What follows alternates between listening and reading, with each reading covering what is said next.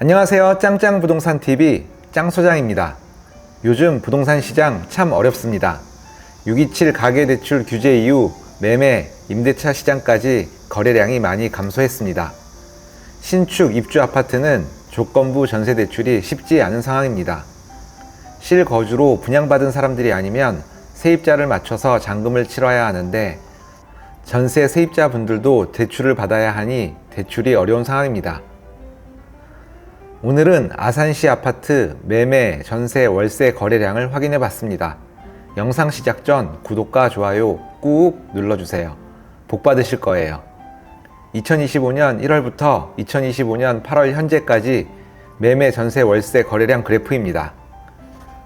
거래량을 정리하면 다음과 같습니다. 파란색 막대 그래프가 매매 거래량입니다.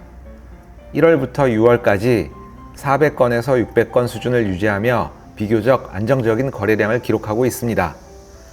7월 이후 점차 감소세로 전환되었고 8월에는 105건으로 크게 줄었습니다.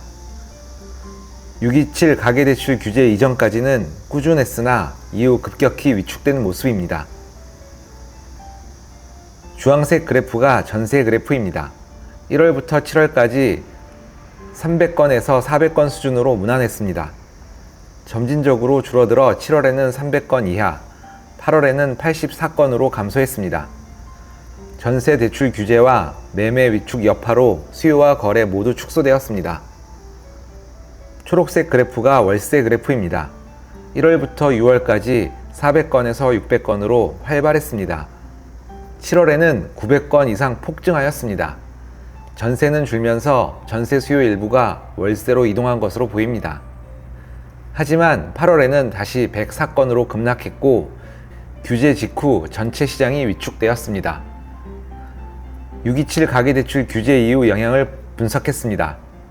매매 시장은 거래량이 7월에 감소, 8월에 급격히 감소하며 바닥 수준을 나타내고 있습니다. 원인은 주택담보대출 한도 축소와 DSR 규제 강화로 실수요자, 투자자 모두 자금 마련이 어려워졌기 때문입니다.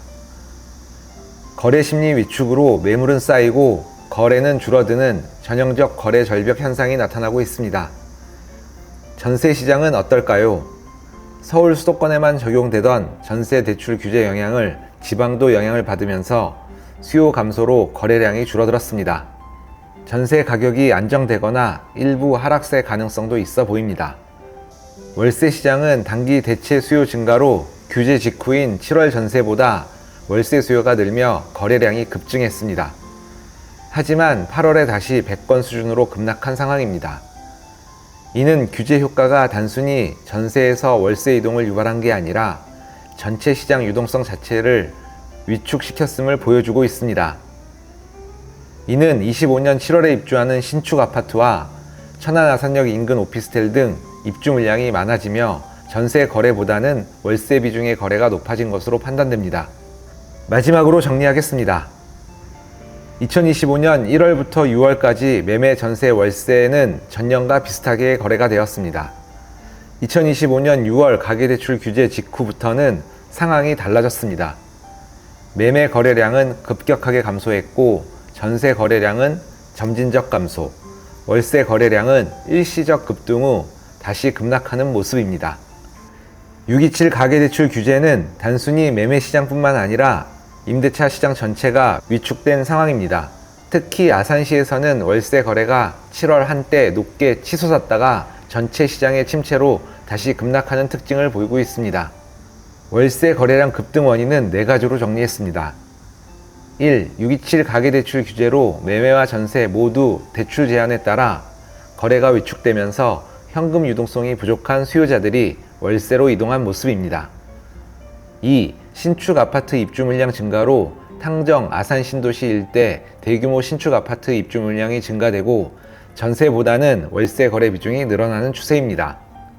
3. KTX 천안 아산역 인근 신축 오피스텔 공급이 많은데 매매는 거의 되지가 않고 전세보다 월세 수요 중심으로 거래가 이루어지고 있습니다.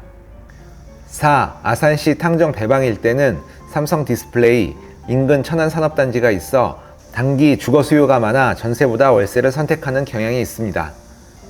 오늘의 영상은 여기까지입니다.